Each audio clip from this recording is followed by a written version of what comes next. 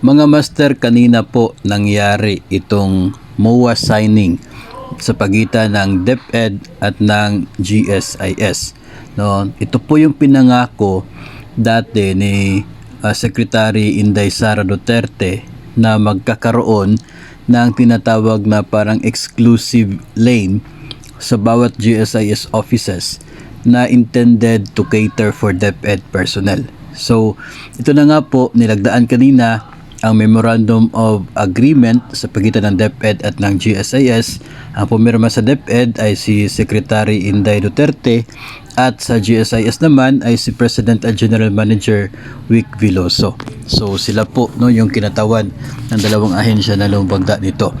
So ayon po sa mga pahayag kanina na atin pong narinig ay ayon dito kang DepEd Secretary Vice President Duterte na isa po sa layunin nito ay magkaroon ng specific personnel itong GSIS na yung focus talaga nila is to discuss sa mga guro, sila yung talagang haharap sa mga guro pagdating sa kanilang mga concerns regarding sa kanila pong contributions, loans, benefits at iba pa.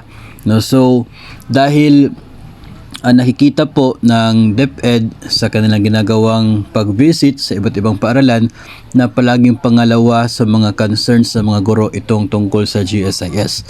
Yung palagi nang uuna ay yun daw pong performance-based bonus or PBB na matagal po na matatanggap ng mga personnel at laging pumapangalawa itong concerns tungkol sa GSIS. So, inaasahan ngayon na itong MOA sa pagitan ng dalawang ahensya ay makakatulong particular sa mga DepEd personnel na gusto po makakuha ng kanila pong clarifications tungkol sa kanilang mga benepisyo, mga loans, itong kanilang mga problema. So abangan po natin yung mga magiging update from different GSIS offices, siguro sa mga GSIS branch dyan po sa inyo, baka mayroon po silang ibibigay na hotline, kung sakali po na pwedeng tumawag doon yung mga guro at pwedeng makipag-ugnayan para sa kanila pong na-encounter na problema sa GSIS.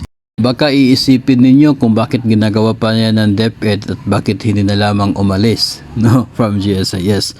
Well, hindi po kasi DepEd lamang yung magdidesisyon if DepEd ay aalis from GSIS.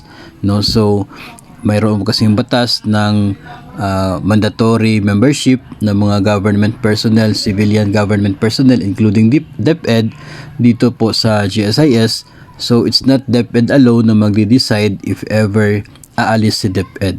So sa ngayon, habang walang batas na nagsasabing pwedeng umalis si DepEd, ay ito po yung ginawa ng Department of Education to make sure na itong mga guro at mga personnel ng DepEd ay mabibigyan ng priority doon sa GSIS o mabibigyan ng kaukulang atensyon yung kanila po mga concerns doon po sa GSIS.